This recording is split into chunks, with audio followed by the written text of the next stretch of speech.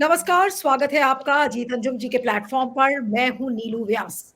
कल आपने देखा कि उत्तराखंड की विधानसभा में यूनिफॉर्म सिविल कोड बिल को इंट्रोड्यूस किया गया, उस बिल को पेश किया गया।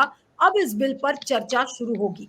इस बिल में शादी, तलाक, इनहेरिटेंस यानी कि जो आपको प्रॉपर्टी का जो इशू है, और लिव इन रिलेशनशिप पर सारे लीगल प्रोविजंस बनाए गए हैं। लेकिन उसमें जो सबसे कंटेंशियस इशू है, वैसे तो अपने आप में एक सवाल है कि uniform civil code bill Uttarakhand क्यों लेकर आ रहा है, जब इतने बड़े बड़े वहां पर मसले ऑलरेडी सरकार को सुलझाने हैं। उन प्रॉब्लम्स का सॉल्यूशन क्या है, उसको लेकर कोई जवाब नहीं है। अब एक और शगुफा वहां की सरकार ने फेंक दिया है, और वो है यूनिफॉर्म सिविल कोड बिल। उस पर हम बाद में आएंगे। लेकिन जो सबसे बवालिया जो एक प्रोविजन है इस कानून में, वो है लिव इन रिलेशनशिप्स को लेकर, कि जो आदमी या औरत या लड़का या लड़की साथ रहते हैं।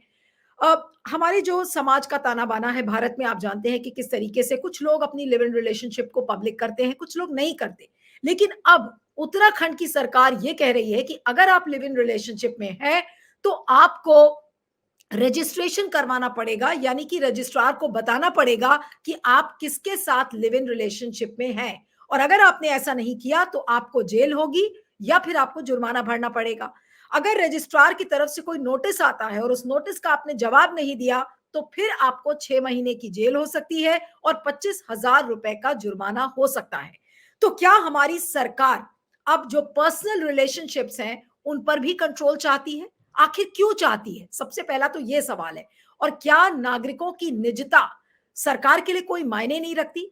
क्या सरकार अब लोगों के बेडरूम्स में घुसकर यह जानने की कोशिश करेगी कि कौन किसके साथ रह रहा है, कैसे रह रहा है? और अगर आप रह रहे हैं तो आप फिर सरकार के नॉलेज में आप लेकर आइए कि आप कौन सी रिलेशनशिप में रह रहे हैं। आखिर ये किस लोकतंत्र में होता है? आज इसी पर हम चर्चा करेंगे। हमारे साथ कुछ वरिष्ठ मेहमान हैं और उनसे मैं आपका परिचय करवाती हूं। हमारे साथ जानी मानी लेफ्ट की फॉर्मर जो पूर्व सांसद हैं सुभाषिनी अली जी, वो हमारे साथ हैं। सुभाषिनी जी, आपका बहुत बहुत स्वागत है। जानी मानी दो महिला एक्टिविस्ट हमारे साथ हैं, शबनम हाशमी जी और कविता श्रीवास्तव, आपका भी बहुत बहुत स्वागत है। और हमारे साथ वरिष्ठ पत्रकार और पॉलिटिकल कमेंटेटर उमाकांत लखेड़ा, लखेड़ा जी, आपका भी बहुत बहुत स्वागत है। आज की चर्चा मैं सुभाषिनी अली जी से शुरू करूंगी कि सुभाषिनी, जो ये यूनिफॉर्म सिविल कोड बिल है, और खासकर इसमें जो लिव इन रिलेशन, बाकी प्रावधानों पर मैं आती हूं, लेकिन सबसे कंटेंशियस इशू इसका लिव इन रिलेशनशिप्स पर है। और सरकार ने इस तरीके का प्रावधान क्यों दिया इस कानून में? आप अनम्यूट कर ले, आप अनम्यूट कर ले सुभाषिनी, आप ऑडिबल नहीं है, अनम्यूट कर लीजिए। हाँ, हाँ, ये जो बिल ये लोग लाए हैं ये यूनिफॉर्म सिविल कोड नहीं है, क्योंकि इसमें पहले ही इन्होंने कुछ चीजों को बाहर रख दिया है। एक तो इन्होंने ट्राइबल कम्युनिटी को बाहर कर दिया है, तो उनको जवाब देना चाहिए कि अगर ये औरतों के हित में है तो ट्राइबल औरतों ने क्या आपका बिगाड़ा है। दूसरी बात, इन्होंने एचयूएफ को इसके बाहर रखा है। ये एक बहुत ही महत्वपूर्ण पॉइंट है।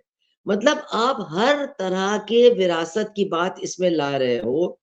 आप जो हिंदू महिलाओं पर विरासत के कानून लागू होते हैं वो आप सब पर लागू कर रहे हो, लेकिन आप एचयूएफ को बाहर रख रहे हो। जो धनाढ़ हिंदू परिवार हैं उनको जो एक रास्ता मिला है इनकम टैक्स से बचने का, अरबों रुपए का ये इनकम टैक्स बचाते हैं, वो आपने सुरक्षित रखा है। और वो उन्हीं के लिए है, वो यूनिफॉर्म नहीं है। वो अधिकार आप दूसरे समुदाय के परिवारों को नहीं दे रहे हैं। तो ये यूनिफॉर्म सिविल कोड है नहीं। इसकी एक मंशा है, और मेरे हिसाब से मैं अगर इसको समझाऊं तो ये एक मनुवादी मंशा है इसके पीछे। देखिए, केवल लिव इन रिलेशनशिप्स की बात नहीं है। जो भी रिलेशनशिप्स हैं मर्दों और महिलाओं के बीच, उन सबको ये नियंत्रित करना चाहते हैं और सीमित करना चाहते हैं। और ये मनुवादी है, क्योंकि मनुवाद भी यही करता है। आप किससे शादी कर सकते हैं, अगर आपने उसके अलावा किसी से की तो आपको किस तरह से दंडित किया जाएगा, ये सारे प्रावधान मनुवाद में है। क्योंकि सबसे जरूरी चीज है वर्ण व्यवस्था को बचाए रखना। अब यहाँ पर आप देखिए, इन्होंने एक तो जो लिव इन रिलेशनशिप है, जबकि कई कोर्ट्स कह चुके हैं कि लिव इन रिलेशनशिप लीगल है, उसमें पूरी राइट्स हैं, सब कुछ है। लेकिन उन्होंने इसमें ये पंजीकरण नहीं किया तो ये हो जाएगा वो हो जाएगा। तो सिर्फ यही नहीं है कि निजता में आप हस्तक्षेप कर रहे हैं, लेकिन आप चुगली के लिए भी कितना दरवाजा खोल रहे हैं। अब हर बिल्डिंग में, हर RAW में, हर मोहल्ले में लोग एक दूसरे के घरों में झांक के देखेंगे, भाई कौन लिव इन कर रहा है, कौन नहीं कर रहा है, उसकी चुगली करेंगे कि भाई ये कर रहे हैं, इनका पंजीकरण हुआ है कि नहीं हुआ है। ये एक बड़ी अजीब सी मतलब बहुत खराब स्थिति बनेगी। लेकिन इसके अलावा जो उन्होंने शादी का पंजीकरण का यहाँ पर रखा है, वैसे तो लोग बहुत अच्छी बात है, क्यों इसका विरोध किया जाए? लेकिन हमारे यहाँ कुछ शादियां हैं जो लोगों को संकट में डालती हैं, जैसे कि अंतर जाति विवाह। क्यों लोग भागते हैं? अगर मान लीजिए लड़का दलित है और लड़की गैर दलित है, तो उनको भागना क्यों पड़ता है? क्योंकि हो सकता है माँ-बाप मार डालेंगे। हो सकता है तमाम तरह की यंत्रणा दी जाएगी, भाई मार डालेगा, इसलिए उनको भागना पड़ता है। तो अगर कोई अंतरजातीय दंपति है, तो अगर उनके ऊपर आप ये नियम लगाएँगे कि उनको जाकर के एक रजिस्ट्रार के पास पहले से रजिस्ट्रेशन कराना पड़ेगा, तो वो तो फिर अपनी मौत को दावत देना है उनके लिए। इसी तरह से बिल्कुल। जो मतलब धार्मिक विवाह है, जिसमें मान लीजिए कन्वर्जन नहीं हो रहा है, पूरी तरह से अपनी मर्ज़ी से हो रहा है, दोनों बालिग हैं, लेकिन अगर उनको जाना पड़ेगा और रजिस्ट्रार को वो नोटिस देना होगा, तो वो भी फिर बहुत ज़्यादा ख खतरे में अपनी जान को डालेंगे। तो बिना सामाजिक परिस्थितियों को समझे केवल एक तरह का रिश्ता, एक तरह की शादी जो जाति के अंदर हो, माँ-बाप की आज्ञा के साथ हो, जिसको समाज मुहर लगाए, बस इसी तरह की शादी होनी चाहिए, इसी तरह के रिश्ते होने चाहिए और हर चीज़ बिल्कुल अवैध हो जाएगा। ये महिलाओं के अधिकारों पर कुठाराघात है। आपको जी, मालूम है ठीक जब है। हिंदू कोड बिल पास हो रहा था, तो जी। सबसे ज़्यादा चर्चा इसी बात पर हुई। हमारा हाँ, समाज सुभाषिनी जी, औरतों मैं आपको को रोकती हूँ ये यहाँ पर, अधिकार मैं आपके नहीं पास देना वापस चाहता है। हाँ, सुभाषिनी जी, मैं आपके पास वापस आती हूँ, लेकिन आज यहाँ पर सरकार जी, की सोच पर बात करनी बहुत ज़रूरी है, बाकी डिटेल्स में हम आएँगे। लेकिन मैं कविता के पास आना चाहती हूँ कि कविता, सरकार की सोच क्या है? अगर आज वो uniform civil code bill Uttarakhand में लेकर आई है और जिस तरीके से स्टेट कंट्रोल हर चीज़ को नियंत्रित करना, पर्सनल रिलेशनशिप्स को नियंत्रित करना, सबकी प्राइवेट लाइव्स में झाँकना, ये सरकार की मानसिकता आपको क्या लगती है? पहले तो मैं मानसिकता पे बात करना चाहती हूँ कि ये कौन-सी मानसिकता है और क्या ऐसी मानसिकता की कोई जगह है भारत जैसे लोकतंत्र में? कहना आप अनु चाहूँगी। हाँ, अच्छा, बोलिए, बोलिए। आई हाँ, एम बोलिए, बोलिए। अनम्यूट।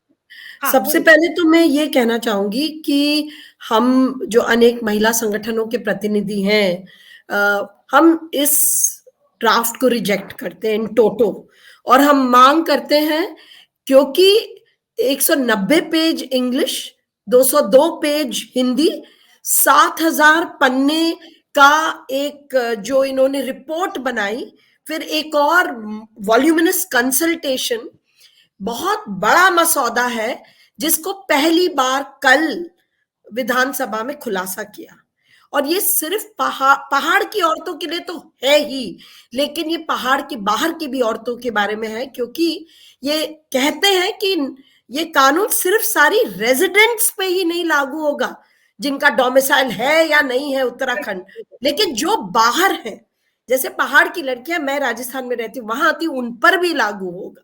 तो ये एक तरीके से बहुत इन्होंने इसको एक ड्रैकोनियन ढंग से इसको बहुत फैलाया है, और एक बहुत ही हमको पीछे करने वाला कानून, it really pushes us back. तो आप जो मंशा पूछ रही है वो यही है। एक तो ये जो हम लोगों ने लड़ लड़ के हमारे कॉन्स्टिट्यूशनल राइट्स के तहत हमने अपनी ऑटोनॉमी, हमने अपनी चॉइसेस को तय किया है, या हमारी कल्चरल सेल्फ डिटर्मिनेशन जो भी हमने तय किया है, वो सब इसमें इस तहस नहस हो रहा है। I stay with somebody, I don't stay with somebody, I am an adult, ये आप नहीं तय करेंगे at age 18, after age 18, once I am an adult. और यहां पे क्या किया इन्होंने, एडल्ट को 21 बना दिया। उन्होंने कहा जो सहवास हाँ, कर रहे हैं 21 साल से कम है उनके पेरेंट्स को बताया जाएगा।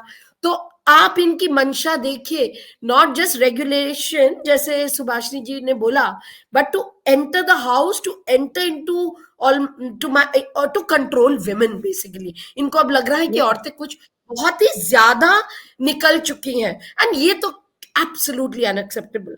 लेकिन थोड़ा और चलिए, सुभाषिनी जी ने एचयूएफ को बाहर रखने की बात करी, तो अगर कोई यूनिफॉर्म सिविल कोड बन रहा है तो वो क्या बनेगा ना, जितने भी अन्य रिलीजन से संबंधित law and special marriages act, जितने भी खामियां हैं उनको निकाल के, कुछ माने भेदभाव निकालना, डिस्क्रिमिनेशन निकालना, और जो इसमें इनइक्वालिटी है वो निकालना। एक तो ये मानिए that the Muslim personal law bill is over, उसको समाप्त कर दिया गया है, क्योंकि उन्होंने 4 वाइफ्स का मेंशन किया है, प्रोहिबिटेड रिलेशनशिप्स को मेंशन किया है, हलाला को मेंशन किया है, एंड अनइक्वल इनहेरिटेंस वगैरह को मेंशन किया है। आप क्रिश्चियन और पारसी व अन्य जो धर्म है उन पे you are totally silent, you don't talk about it. तो आपका जो एजेंडा है, मंशा जो आप पूछ रहे ना, एक तो to control on all women, and दूसरी मंशा क्लियर है। एक बार और कैसे आप मुसलमान माइनॉरिटी समाज को, कैसे आप you create these laws as a whip to beat them। तो मान लीजिए ये तो प्रोग्रेसिव है ही नहीं कहीं से, मान लीजिए एक प्रोग्रेसिव कानून बन रहा होता, तो आपको लगता है मुसलमान औरतें उस कानून का इस्तेमाल करने जाती, या अन्य औरतें जो वल्नरेबल हैं, जो स्टेक होल्डर्स हैं, सबसे ज्यादा स्टेक जिनका है वो औरतें हैं, एनी फैमिली लॉ, वो क्या इस्तेमाल करने जाएंगी इतने विपरीत माहौल में? हाँ, कविता, तो लेकिन एक चीज समझ में नहीं आ रही है। मैं ये आपके पास डोमिनेशन, 1 मिनट 1 लाइन, ये एक Hindu domination in laws over all other communities, and this is just not acceptable। हम अभी फिर कहेंगे, हर community Hindu domination even over Hindu women, I mean, which is not acceptable, but हम अभी भी कहेंगे that reform is, every community has to do its reform, and if the community doesn't do it, you motivate it, you don't do it in this fashion जहां पे आप उनको एक मोहरा बना के उनके विरोध में जाके, यू डोंट डू इट। और आप एक वहां पे तो न्यायपूर्ण समानता तो दिखाइए, सब कानूनों में औरतें की कोई कमी है वो तो दिखाया नहीं आपने। कविता, आपने एक बहुत महत्वपूर्ण पॉइंट उठाया है। उसी पॉइंट को लेकर मैं शबनम हाशमी जी के पास जाना चाहती हूँ कि ये Hindu domination over Hindu women तो है ही, लेकिन एक तरीके से बाकी जो धर्म की औरतें हैं, जो बाकी धर्म के लोग हैं, उनको भी ये बताया जा रहा है कि भाई अब आपके जो पूरी जिंदगी है वो हमारे कंट्रोल में है। शबनम जी, आखिर सरकार इससे आज क्या हासिल करेगी? क्या उसका जो ऑब्जेक्टिव है वो राजनीतिक है कि इसमें पोलराइजेशन हो और पोलराइज करके हम हिंदू और मुसलमानों के बीच में फिर से जो खाई ऑलरेडी बनी हुई है उसको और गहरी किया जाए, या फिर आपको कुछ और मंशा लगती है कि मुसलमानों को जो टारगेट करने का जो एक लंबा सिलसिला चल रहा है, ये उसी क्रम में ये एक चैप्टर और ऐड कर दिया गया है? आप इसे कैसे देखती हैं? जी देखिए, यूसीसी को तो पिछले बहुत अरसे से, कई दशकों से इस्तेमाल किया गया है पोलराइजेशन के लिए, क्योंकि जब भी ऐसे हालात बने मुल्क में जहां पे पोलराइज करने की जरूरत है तो यूसीसी का एक झुंझुना लेके सरकार ही आती रही। ये पहली बार है कि यूसीसी का कोई ड्राफ्ट दिखाया जा रहा है, वरना इतने सालों से जब केंद्र में भी बात हुई यूसीसी लाने की, तब भी कोई उसका ब्लूप्रिंट नहीं था, कुछ नहीं था, सिर्फ यूसीसी के नाम से एक तरह से जिसे आप यूज करते हैं कि डराने के लिए किसी कम्युनिटी को। तो मुसलमानों के ऊपर जरूर, मतलब उनके हकों के ऊपर या उनके जो भी पर्सनल लॉज हैं उसमें इंटरफियरेंस जरूर होगा, लेकिन ये सिर्फ उस तक सीमित नहीं है। जो बात यहाँ अभी रखी गई, मेरा ये मानना है कि ये जो फोर्सेस हैं ये बेसिकली औरतों की सेक्सुअलिटी को कंट्रोल करना चाहती हैं, औरतों का अपना जो सोचने का, अपना जो आत्मनिर्भरता है उसको टोटली कंट्रोल करना चाहती है। और शबनम जी, सरकार, मोदी जी का जो वोट बैंक है मोदी सरकार का, वो उसमें आप ये उनको ये कहा जाता है कि देखिए हमने महिलाओं को ये दे दिया, हमने महिलाओं को वो दे दिया, महिला उनका बहुत बड़ा वोट बैंक है। आज उन्हीं महिलाओं का वोट बैंक क्या खिसक जाएगा अगर इस तरीके से यूनिफॉर्म सिविल कोड बिल को लाया जा रहा है? आज उत्तराखंड में शुरू किया गया है, अभी बाकी राज्यों में भी अगर लाया जाएगा तो क्या होगा महिलाओं का? आखिर महिलाओं के लिए क्या संदेश दे रहे हैं मोदी जी? जी। देखिए, वो मोदी जी क्या कहते हैं, पूरी उनकी पीआर मशीनरी क्या कहती है, वो बात अलग है। ये मेरे ख्याल में कोई छुपी हुई बात नहीं है कि जितनी भी अगर हम बात कर रहे हैं कि औरतों के लिए बहुत कुछ किया उन्होंने, तो कोई एक भी ऐसी योजना नहीं है जो सिर्फ देखने में कुछ हो और जमीन पे कुछ हो। बेटी पढ़ाओ बेटी बचाओ का 70% बजट जो है एडवर्टाइजिंग में जाता है, और ऐसे ही बाकी सबके साथ भी है। या औरतों के लिए उन्होंने जो 3 तलाक की लड़ाई लड़ी गई, वो मुसलमान औरतों ने खुद लड़ी सुप्रीम कोर्ट में, उसके बाद आपने उसको क्रिमिनलाइज कर दिया। तो प्रोजेक्ट क्या करते हैं वो छोड़ दीजिए, उनके पास तो करोड़ों रुपया है अपनी पीआर मशीनरी का। उन्होंने, मोदी सरकार ने कुछ औरतों के लिए किया हो अच्छा, ये बिल्कुल बकवास है। इनफैक्ट जब से ये सरकार आई है तब से औरतों के खिलाफ एट्रोसिटीज बढ़ती जा रही हैं। लेकिन जो मैं बात कह रही थी कि ये इसका असली मकसद ये है कि औरतों को जो आप पढ़ लिख गई हैं, जो असर्ट कर रही हैं, उनको कैसे कंट्रोल किया जाए। और उसमें खास तौर से जो लिव इन रिलेशनशिप के ऊपर आया है। पहले आप ये झांक रहे थे घरों में कि कौन क्या खा रहा है, किसके घर में किसके फ्रिज में क्या रखा है।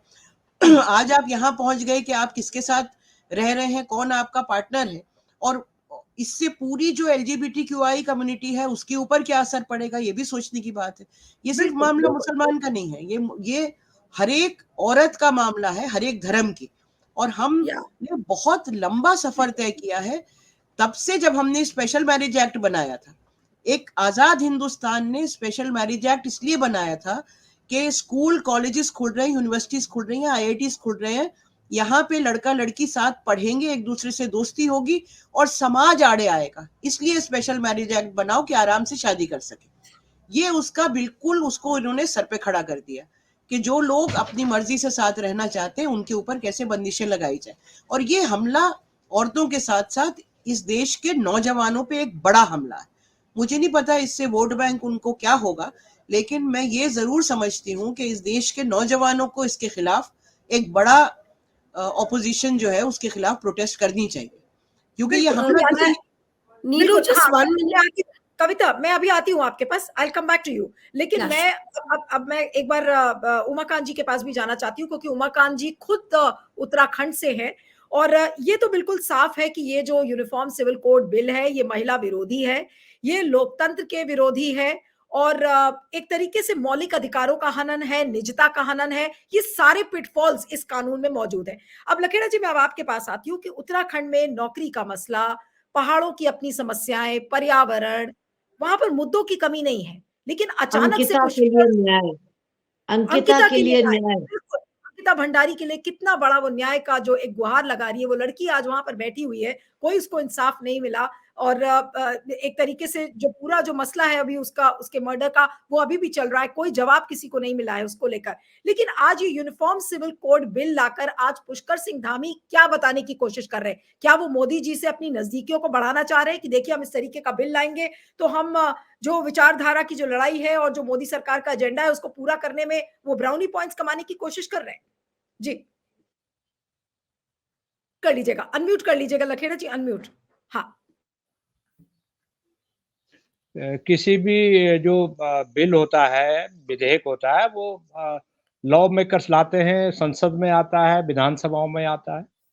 लेकिन असली सवाल यह है कि हम किसी भी बिल के मेरिट और डिमेरिट पर चर्चा के पहले वो जो विधेयक है या जो मसौदा, जो डॉक्यूमेंट है, जो प्रारूप है, जब वो प्रारूप होता है तो पहले उस पर चर्चा होती है उस समाज में जिस समाज के लिए वो लाया जा रहा है।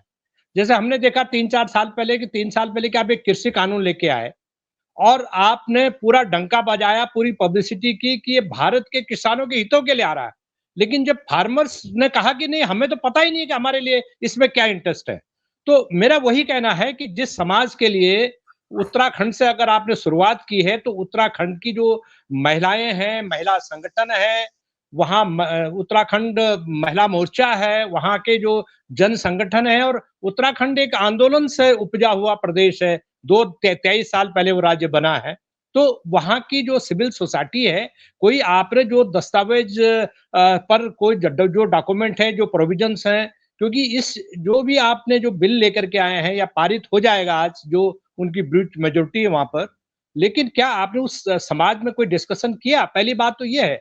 दूसरी बात ये है कि जो जनप्रतिनिधि हैं, जो एमएलए हैं, जिनके सामने कल विधानसभा का जो पहला दिन था सत्र का, तो अचानक बिना किसी एजेंडे पे नहीं था कहीं पर भी वो, बिना किसी एजेंडे के आपने उसे विधानसभा में पेश कर दिया। तो जब हंगामा हुआ तो लोगों ने कहा, जो विपक्ष था, विपक्ष का ये कहना था कि देखिए ये आप कैसे लेके आए हैं, बिना किसी एजेंडा के लेके आए हैं। दूसरा ये कि हमने इसको पढ़ा नहीं है। तो कहा कि आपको 2 ढाई घंटे पढ़ने के लिए टाइम दे देते हैं। ये कोई बच्चों का एग्जाम हो रहा है क्या कि हाई स्कूल या 8वीं 7वीं के बच्चों का इंटरनल एग्जाम हो रहा हो? ये जनता की, महिलाओं की तकदीर का फैसला हो रहा है उत्तराखंड की। उनकी उनकी निजता पर, उनकी प्राइवेट लाइफ में, उनकी प्राइवेसी पर आप हमला कर रहे हैं। सीधा एक्सेस चाहते हैं आप और कंट्रोल कर रहे हैं किसी ना किसी तरह से। और मुझे लग रहा है कि एक किस्म से जो मॉरल पुलिसिंग है ना, ये उत्तर प्रदेश में भी आया था कि पार्क में लड़की कोई बैठे तो पुलिस वाले उनको पीट करके थाने ले जाते थे। नहीं, योगी आप इस सरकार तरह की से, एंटी रोमियोस, योगी सरकार आपको हाँ, याद तो होगा मुझे एंटी रोमियोस और ये जिस तरह उसी का एक प्रारूप है, उसी का एक डॉक्यूमेंट मैं इसको मानता हूँ। ये है कि इसको लीगली जामा पहनाया जा रहा है कि लोगों को डराने धमकाने का। दूसरी जो महत्वपूर्ण बात मैं बताने चाह रहा हूँ कि ऐसा राज्य जो आपने कहा भी था, जो आपने पूछा भी कि क्या ऐसा राज्य जो राज्य इसके लिए तैयार है, उस राज्य में आप जो है जिस तरह से चीजें कर रहे हैं, जिस तरह से आप वहां पर ला रहे हैं चीजों को, क्या आपने पहाड़ की शिक्षा की, स्वास्थ्य की, सड़क की, बिजली की, पानी की और वहां की जो महिलाओं के बारे में अगर आपको चिंता है, तो कुछ ही सालों में, मैं एग्जैक्ट फिगर बता रहा हूं आपको, कुछ ही सालों में 3-4 साल के अंदर ये आप लोग कंफर्म कर लीजिए और जो सरकार के लोग सुन रहे हैं वो कंफर्म कर लें कि कम से कम 800 महिलाओं की मृत्यु हुई है, मौत हुई है। जो बच्चा प्रसव पीड़ा, मतलब जो बच्चा हो रहा था उनको अस्पताल नहीं मिला, सुटेबल हॉस्पिटल नहीं मिला। उनको एक हॉस्पिटल से दूसरे हॉस्पिटल में ले जाते 800 महिलाओं की मौत हो गई 3-4 साल के अंदर। मैं फिगर बता रहा हूं आपको। दूसरी बात यह है कि जो वहां आंदोलन चल रहा है, नया राज्य बना है, तो उत्तराखंड के जो पर्वतीय प्रदेश है, जो हिमालयी प्रदेश है, वहां के लिए क्या प्रोविजन है, वहां के लोगों के इंटरेस्ट को प्रोटेक्ट करने के लिए आपने क्या किया? वहां भू कानून लाने का आंदोलन चल रहा है, उस पर आप कुछ नहीं कर रहे हैं। आपने लीपापोती की एक कमेटी बना दी। दूसरी बात है कि अंकिता भंडारी जी का चर्चा सुभाश्री जी और बाकी कविता जी और बाकी लोगों ने किया, लेकिन मैं ये मानता हूं कि ये करारा धब्बा है वहां की सरकार पर कि अंकिता भंडारी जो जुलाई 2022 में उसकी हत्या हुई, बीजेपी के लोग उसमें इन्वॉल्व हैं, बीजेपी के नेता का बेटा इन्वॉल्व है, नहीं तो बीजेपी के विधायक का उसमें भूमिका को लेकर के आंदोलन चल रहा है, उनको अरेस्ट के लिए आंदोलन चल रहा है। नहीं और तो कोई लखेड़ा जी, वीआईपी है जो क्या इसका बीजेपी का, ये जी जी मतलब जी, है, लखेड़ा जी क्या इसका ये मतलब है कि उत्तराखंड में ये इतने प्रेसिंग इश्यूज हैं जिस पर से ध्यान भटकाने की कोशिश कर रही है धामी सरकार? क्या इस मंशा से भी लाया गया है यूनिफॉर्म सिविल कोड बिल? नहीं, इस मंशा से नहीं, इस मंशा से भी नहीं, इसी मंशा के लिए लाया गया है। इसी उत्तराखंड मंशा से। भयंकर समस्याओं से जूझता हुआ प्रदेश है। वहां सीमावर्ती प्रदेश है, बेरोजगारी, प्रचंड बेरोजगारी है। आपने जो वहां के पहाड़ में कोई इंडस्ट्री तो होती नहीं है, वो आपने वहां के नौजवानों को आप सेना में भर्ती करते थे, सेना में भर्ती के मौके मिलते थे, अब आप अग्निवीर ला करके वो दरवाजे भी आपने बंद कर दिए हैं। दूसरी बात है कि आप जो है जो तमाम तरह के जो पर्यावरण के जो सवाल है, हिमालय में अभी सिलकारा में हुआ, आपदाएं आ रही हैं, लोग मर रहे हैं और आप कह रहे हैं कि हमने 4 धाम जो कॉरिडोर बना दिया। बहुत अच्छी बात है, देश में धर्म कर्म पर भी चर्चा होनी चाहिए, बहुत अच्छी बात है। लेकिन सवाल ये है कि क्या वहां के लोगों के जिंदा रहने के अधिकार, वहां की महिलाओं की सुरक्षा, अंकिता भंडारी जैसे, ये तो अंकिता भंडारी तो इसलिए सामने आ गया कि वो पब्लिक डोमेन में आ गया। वो अगर वो ऐसे अंकिता भंडारी जैसे कांड वहां डेली हो रहे हैं, वहां हर जगह हो रहे हैं वहां, और बिल्कुल। एक लंपट कल्चर जो है वहां आपने जो विकसित कर दी है, एक माफिया कल्चर आपने विकसित कर दी है, और सत्ताधारी लोगों का माफिया के साथ जो गठबंधन है, गठजोड़ है, उस पर पर्दा डालने के लिए आपने ये सब आप लेके आ रहे हैं। और उत्तराखंड को आपने एक लेबोरेटरी, उत्तराखंड को एक हिंदुत्ववादी जो लेबोरेटरी है, उस लेबोरेटरी के लिए आपने इस्तेमाल किया, बाकी राज्यों से शुरुआत नहीं की आपने। उत्तराखंड को चूंकि आपने लेबोरेटरी बना लिया है और जी, लेबोरेटरी बना करके आप बाकी राज्यों में वो एक्सपेरिमेंट करना चाहते हैं, ऐसा मैं मानता हूं। आप चर्चा जी। आगे बढ़ाएं जी। मैं अब कविता के पास आना चाहती हूँ और ये चैप्टर 2 है जो registration of marriage and divorce का एक पैराग्राफ मैं जरा पढ़ना चाहती हूँ और फिर उस पे आपसे बात भी करूंगी कविता कि registration of marriage solemnised contracted before the commencement of the code. ये एक पैराग्राफ है जिसमें कि पॉइंट नंबर 1 में है कि any marriage solemnised contracted in the state between 26/3/2010 and the date of the commencement of this code, where at least one party of the marriage is a resident of the state at the time of the marriage registration, shall be registered in accordance with the procedure as mentioned under subsection 2 of subsection 10. Section 10, provided that no marriage registered under the Uttarakhand Compulsory Registration of Marriage Act 2010 shall be required to be registered again under this subsection. अब इसका क्या मतलब है कविता, मैं आपसे ये समझना चाहती हूँ कि क्या इसमें अब दोबारा से रजिस्ट्रेशन होगा या क्या बताने की कोशिश की जा रही है। और इसके आगे भी ये लिखा है, provided further that in respect of any marriage registered under the Uttarakhand Compulsory Registration of Marriage Act 2010, a declaration of registration of marriage shall be filed by both or either of the parties thereto within a period of 6 months from the date of commencement of this code before the sub-registrar within whose jurisdiction the marriage was. Now, क्या ये बताने की कोशिश की जा रही है कि जिन लोगों ने मैरिज अपनी पहले रजिस्टर कराई थी उनको दोबारा कराया जाएगा, या फिर ये केवल और केवल लिव इन रिलेशनशिप के लिए? ये थोड़ा सा कंफ्यूजिंग है, अगर आप इसे थोड़ा सा इसको क्लियर कर सके इस पॉइंट को। There are 2 registrations. Live in relationship का तो अलग रजिस्ट्रेशन है, what you are talking is registration of marriage.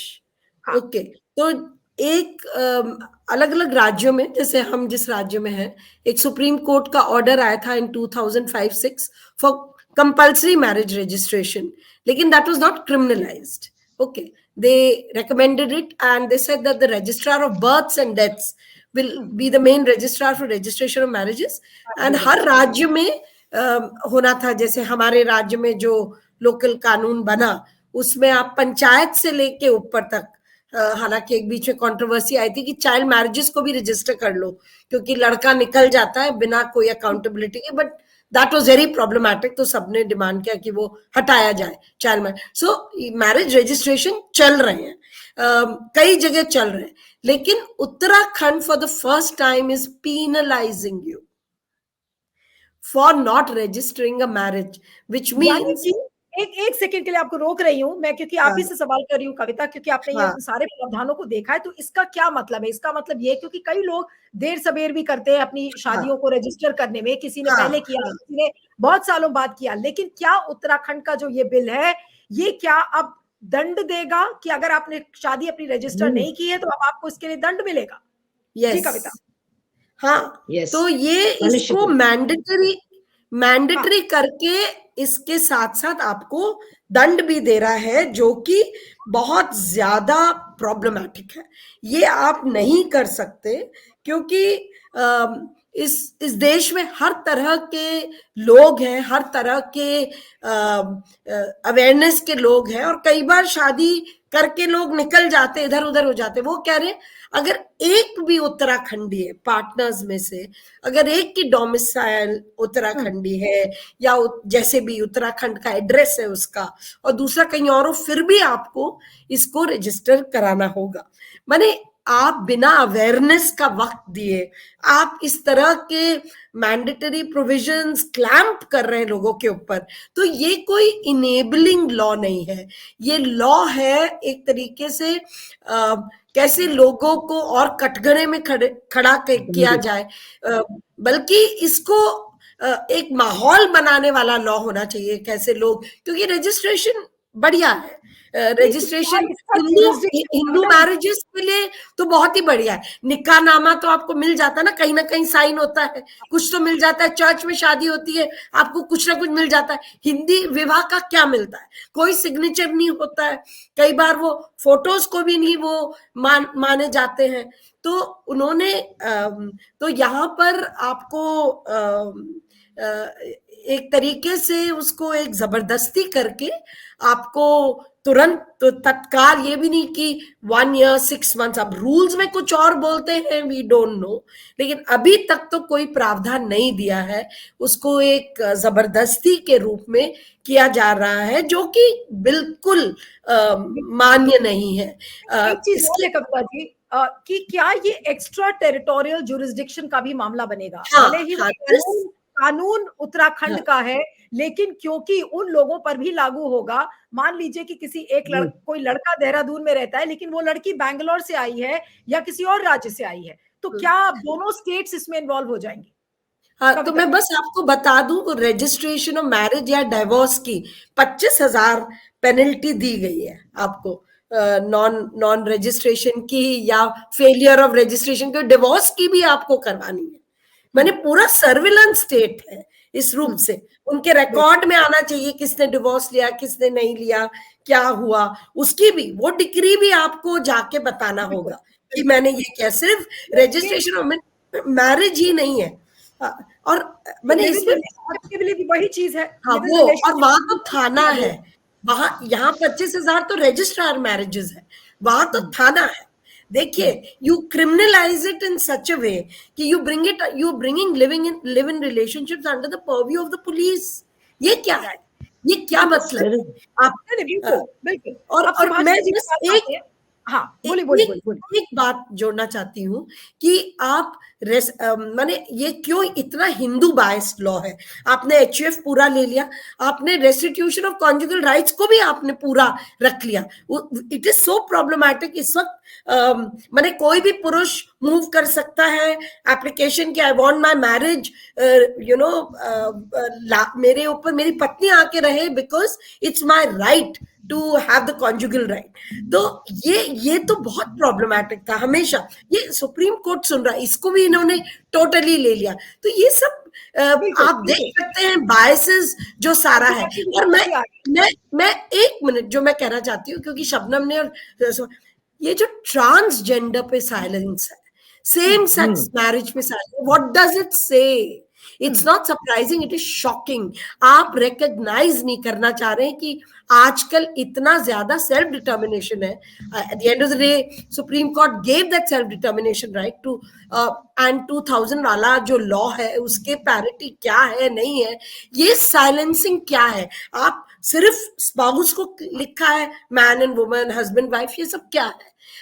ये बहुत प्रॉब्लमैटिक है कंसेप्चुअली। और धामी जो भी पुष्कर धामी जी वापस हमको पीछे ले जाना चाह रहे हैं, जो लड़ाइयां ने हमें एक पॉइंट पर लेकर आए हैं, सेल्फ डिटर्मिनेशन। हाँ, नहीं, आप सही कह रही हैं। बिल की जो वर्डिंग्स हैं, जिस तरीके के शब्दों का इस्तेमाल किया गया है, वो भी बहुत खतरनाक है। कि आपने पार्टनर्स लिख दिया, पार्टनर्स में जाहिर सी बात है कि उसमें एलजीबीटी कम्युनिटी के लोग आएंगे। आपने कविता बहुत अच्छे से एक्सप्लेन किया। अब मैं सुभाषिनी जी के पास आती हूँ कि आज एक आम इंसान जिसको कि नहीं समझ में आ रहा है कि यूनिफॉर्म सिविल कोड बिल किस तरीके के खतरे की तरफ देश को लेकर जा रहा है, आपको क्या लगता है कि जो यंग बॉयज एंड गर्ल्स या एलजीबीटी कम्युनिटी के जो लोग हैं, आज उनके लिए सबसे बड़ा खतरा क्या है? अगर इस तरीके का तंत्र स्टेट खुद बनाएगा, अगर राज्य में एक ऐसा तंत्र है, जाहिर सी बात है कि जासूस लग जाएंगे या एंटी रोमियो स्क्वाड्स को खड़ा कर दिया जाएगा। सबसे बड़ा खतरा आपको क्या लगता है कि किस तरीके से लोग अब बिहेव करेंगे? ये क्रिमिनलाइजेशन ऑफ पर्सनल रिलेशंस है। इसमें मतलब लोगों के आपसी रिश्ते को आप दंडनीय बना रहे हैं। मतलब इसके कई बातें, कितने लोग उत्तराखंड के हैं जो उत्तराखंड से बहुत दूर रहते हैं, अब उनकी शादियों का क्या होगा? मतलब बहुत सारे सवाल, लेकिन मैं उनमें अभी न जा करके जो एक बात आई है, क्योंकि बहुत से लोग समझते हैं कि भाई हिंदुओं के कानून बहुत अच्छे हैं, तो अगर उसको मुसलमान अपने कानून में सुधार नहीं ला रहे थे, तो चलो उन महिलाओं को के हक में अगर जबरदस्ती भी होती तो ठीक है। लेकिन मैं केवल 2 उदाहरण आपको देना चाहती हूँ कि ये सही नहीं है। हिंदू महिला अगर शादीशुदा है तो उसका अपने पिता के प्रॉपर्टी में हक नहीं है। अगर वो विल बनाते तो अलग बात है, वरना उसका कोई शेयर अपने पिता की प्रॉपर्टी में नहीं है। मुसलमान औरत का है, उसका अपने बाप की प्रॉपर्टी में भी शेयर है और जब उसकी शादी हो जाती है तो शौहर की प्रॉपर्टी में भी शेयर है। तो आप एक कानून जो सही नहीं है वो आप उनके ऊपर लाद रहे हैं जिनका कानून इससे कुछ बेहतर था। एक बात। दूसरी बात, आप कह रहे हैं कि एक से ज्यादा शादी मना है। चलिए, थ्योरी में बहुत अच्छी बात है, लेकिन ये कानून जो है ये कितना त्रुटिपूर्ण है। अगर कोई आदमी जो हिंदू है दूसरी शादी करता है तो उसके खिलाफ एफआईआर कौन लॉन्च कर सकता है? केवल उसकी पहली पत्नी। अब उसकी पहली पत्नी किन परिस्थितियों में जी रही है, क्या वो कर भी सकती है ये काम?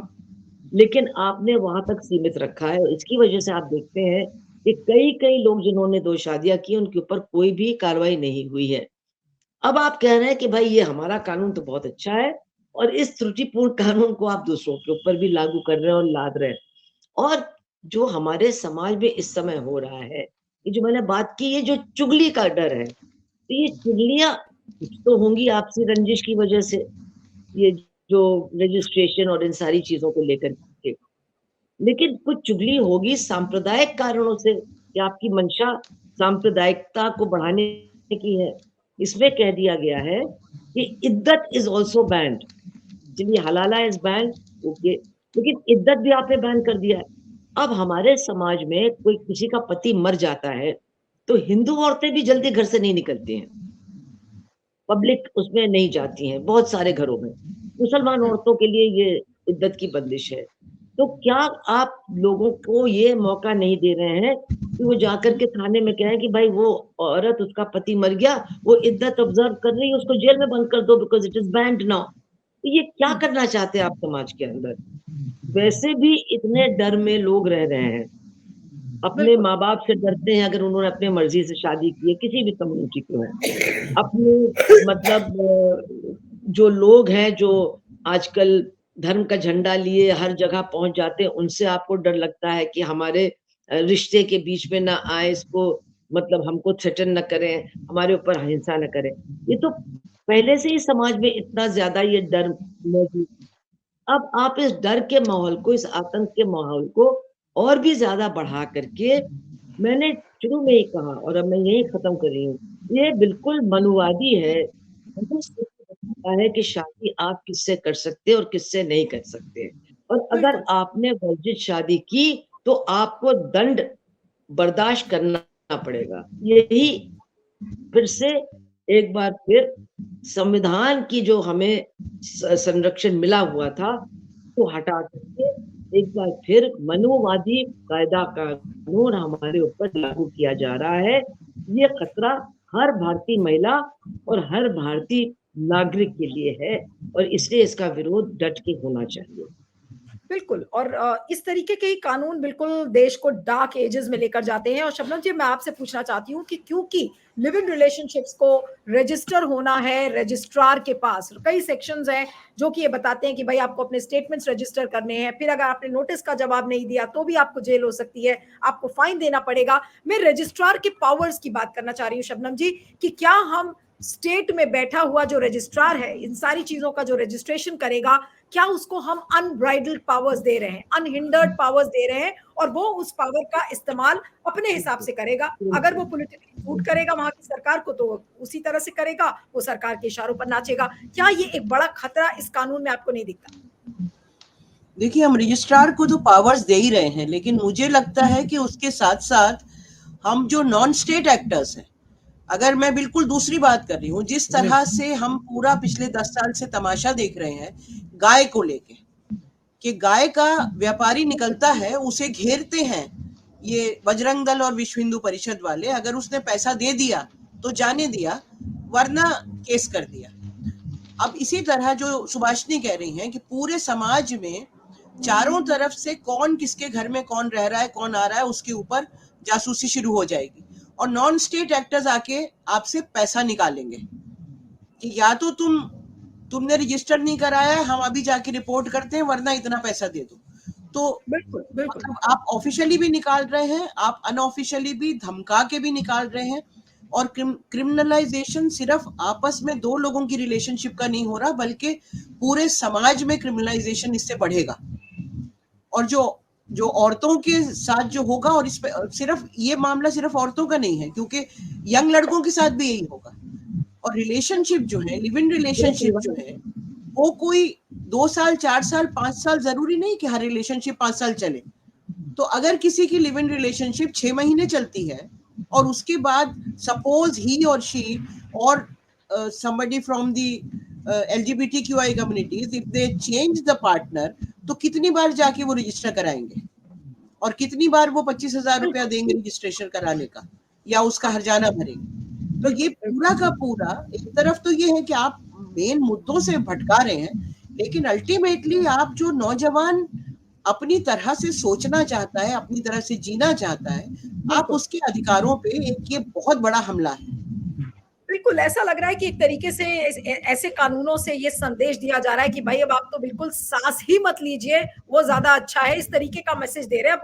अब मैं उमाकांत लखेड़ा जी से अब आखिरी कुछ 1-2 सवाल करूंगी कि अब लखेड़ा जी ऑलरेडी जूझ रहा है बहुत सारे विरोध प्रदर्शनों से उत्तराखंड। अब जाहिर सी बात है कि इन सारे प्रावधानों का विरोध होगा, असेंबली में किस तरीके की इसको लेकर बहस होती है ये तो देखना होगा, कैसे पारित होता है। लेकिन आपको लगता है कि वहां के लोग अब इसको चैलेंज करेंगे, या फिर जो आम नागरिक है, अगर इस तरीके का कानून आ जाता है तो फिर आम नागरिक लोग अब कोर्ट जाएंगे और फिर वो अपने राइट्स की मांग करेंगे?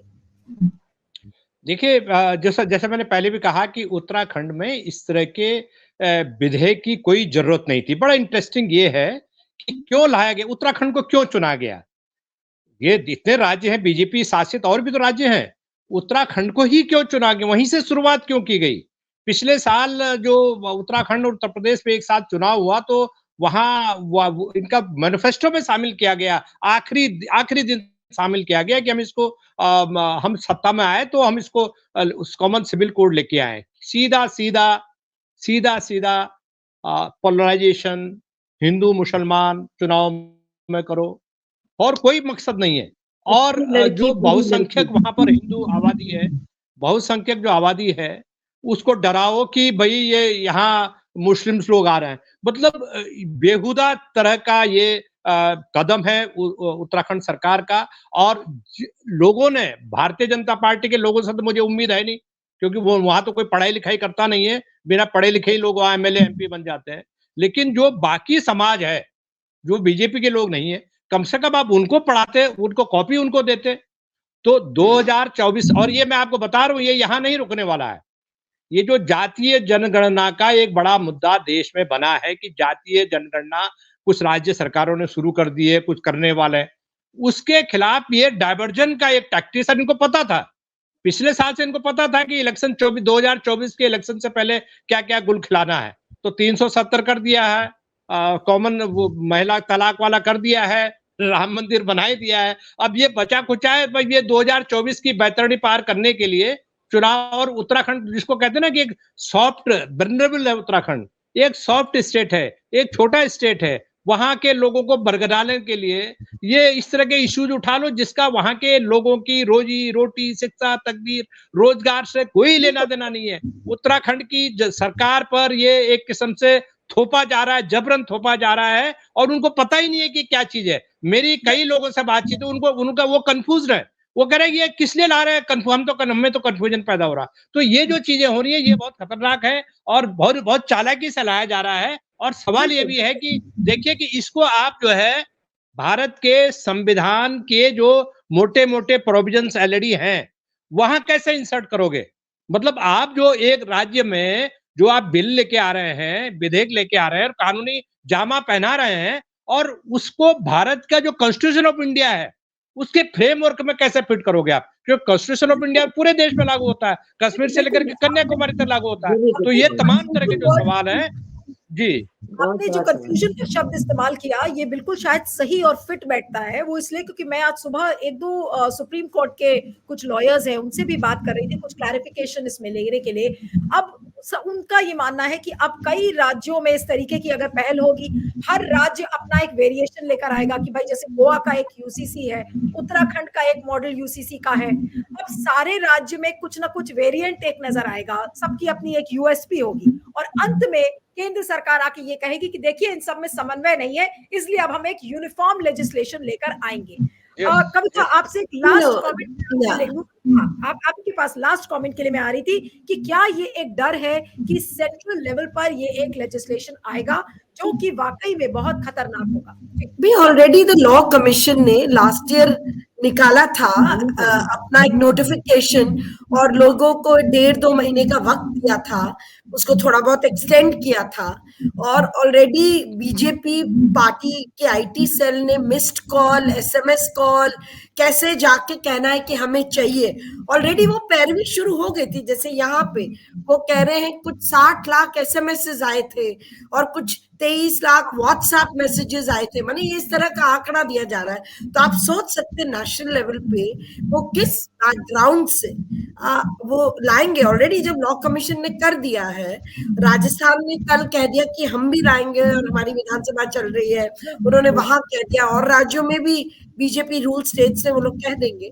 तो सेंट्रल गवर्नमेंट को थोड़ी ना किसी का सिग्नल चाहिए, सेंट्रल गवर्नमेंट तो औरों को सिग्नल दे रही है तुम करो।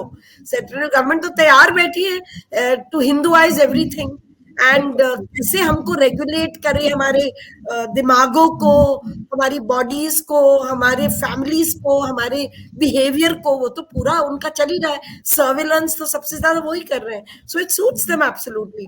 इसीलिए we have to oppose it. हम उम्मीद कर रहे हैं कि उत्तराखंड वाला बिल जाए कमेटी में, क्योंकि उसमें एक अमेंडमेंट की जरूरत नहीं है, it has to be totally change, it has to be withdrawn. माने वो पूरा प्रेमिस ही गलत है, you know, where you have finished all the personal laws. आपके क्रिश्चियन पॉपुलेशन में 0.37% है, आपके 11,000 ऐसे लोग हैं नॉट इन्यूमरेटेड रिलीजन, और small religion are like 1,000 people, सबके लिए तो लागू होगा ना। ट्राइबल तो आपका 2.3% ही है, एससी आपका 18% है। तो मुझे लगता है कहीं ना कहीं हमें फॉर हमारे इज्जत से सर्वाइवल, डिग्निटी से सर्वाइवल, चॉइसेस, ऑटोनॉमी से सर्वाइवल, और ये पोलराइजेशन को खत्म करने के लिए, criminalising the Muslim male and the female, ये सारा, या युवाओं को क्रिमिनलाइज करना, या जो भी, इसके लिए तो हमें बिल्कुल कोशिश करनी चाहिए कि ये कानून एक तो स्टैंडिंग कमेटी में चले जाए, select committee, whatever is better. Secondly, अगर ये पारित होता भी है, प्रेसिडेंट को मना करना चाहिए, एंड देन हमें इसको कोर्ट में चैलेंज करना पड़ेगा। हम सब महिला आंदोलन में हम लोग करेंगे, you know what to do. हम कॉन्स्टिट्यूशनल रास्ते ही तो यूज करेंगे, और क्या आंदोलन करेंगे इसके विरुद्ध में। उत्तराखंड यूनिफॉर्म सिविल कोड के बारे में यही कहा जाता है कि जो भारत की जो डाइवर्सिटी है उसको एक तरीके से खत्म करेगा, क्योंकि हर रिलीजन के, हर धर्म के जो पर्सनल लॉज है, अगर वो खत्म हो जाएंगे तो क्या बचेगा। लेकिन जो कुछ पॉलिटिकल एनालिस्ट भी ये बार बार कहते हैं कि देखिए, यूनिटी एंड डाइवर्सिटी आप भूल जाइए, अब आप यूनिफॉर्मिटी की बात करिए। वही बार बार मोदी सरकार करने की कोशिश करती है, और इसी बहाने जो डाइवर्सिटी का जो उसको खत्म करने की कोशिश।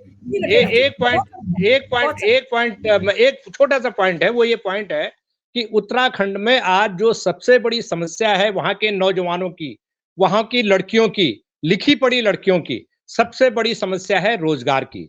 वो आप दे नहीं रहे हैं, और बड़ी तादाद में मेजोरिटी ऑफ जो नौजवान हैं उनकी शादी की उम्र चली गई है, शादियां नहीं हो रही उनकी। क्यों? लड़का बेरोजगार है, लड़का कहीं फौज में भर्ती नहीं हुआ।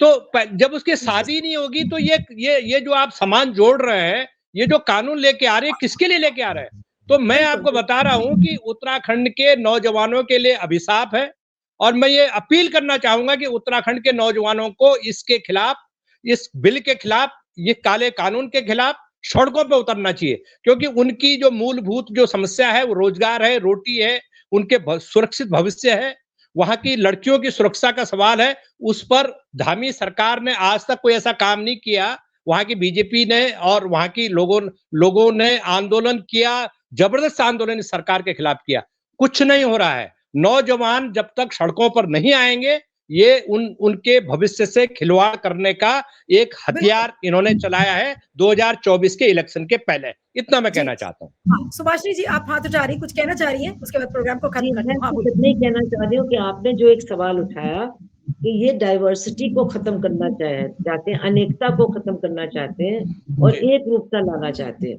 लेकिन वो हमारे देश के लिए कितना खतरनाक है। आप यूसीसी को अलग कर दीजिए, अभी आप देखिए नॉर्थ ईस्ट में क्या हो रहा है, मणिपुर में जो सरकार है वो बिल्कुल ही मतलब लोगों की समस्याओं की तरफ ध्यान ही नहीं दे रही है, और केंद्र सरकार भी नहीं। अब वहाँ हालत ये हो गई है कि पहाड़ में रहने वाले लोग और इम्फाल के आसपास रहने वाले लोग ये एक दूसरे को एक अपना जानी दुश्मन मानने लगे हैं, और ये कहते हैं अब हम एक दूसरे के साथ रह ही नहीं सकते हैं। तो ये नहीं, होता है आपने जब बहुत बात रेस किया। आपने बिल्कुल सही पॉइंट रेस किया, और कल इसकी तस्दीक हरीश रावत जो कि पूर्व मुख्यमंत्री हैं उत्तराखंड के, उन्होंने भी कहा कि ये जो कानून अगर आ जाएगा तो उत्तराखंड में भी मणिपुर जैसे हालात पैदा हो जाएंगे। ये बात बिल्कुल हरीश हो रावत ने जाएंगे, क्योंकि हाँ, उत्तराखंड में भी एक बहुत बड़ा सवाल है, और वो है जो वहाँ के लोग नहीं हैं, क्या वो वहाँ की खेतिहर जमीन खरीद सकते हैं? क्या लोगों की जमीनें बचेंगी? तो आप ये एकरूपता ला करके लोगों के अंदर जो भावनाएं पैदा कर रहे हैं और जो विस्फोटक स्थिति बन रही है, उसके बारे में भी पूरी जनता को समझने और सोचने की जरूरत है। मैं मानती हूँ ये तो इस यूसीसी के दायरे से भी बाहर जाकर के बहुत बड़ा सवाल है। अच्छा, हम बस ये आपको बता दें, अभी भी खबर आई है क्योंकि हमारा असेंबली, राजस्थान का असेंबली सेशन चल रहा है, सीएम भजन लाल ने उत्तराखंड के कानून को सपोर्ट किया है और डायरेक्शंस दिया है कि इसमें काम शुरू कीजिए, इसी सत्र में या अगले सत्र में ये कानून लेकर आएंगे। अब आप सुन लीजिए। चलिए, तो राजस्थान में उत्तर प्रदेश में भी काम कहा शुरू है, करेगा। अब इसके आसाम और बाद उत्तर सारे प्रदेश में राज्य, भी कहा है। हाँ, अब सारे राज्य इसको धीरे धीरे करके लेकर आएंगे और एक नया सोशल अनरेस्ट भारत फिर से एक बार देखेगा। आप सभी का बहुत बहुत और शुक्रिया। हर राज्य में कुछ लोगों को बाहर भी रखेंगे इससे, ये भी देख लीजिएगा। चलिए, आप सभी का बहुत बहुत शुक्रिया। Subhashini ji, Rakhela ji, Kavita ji, Shabnam ji, thank you so much for joining.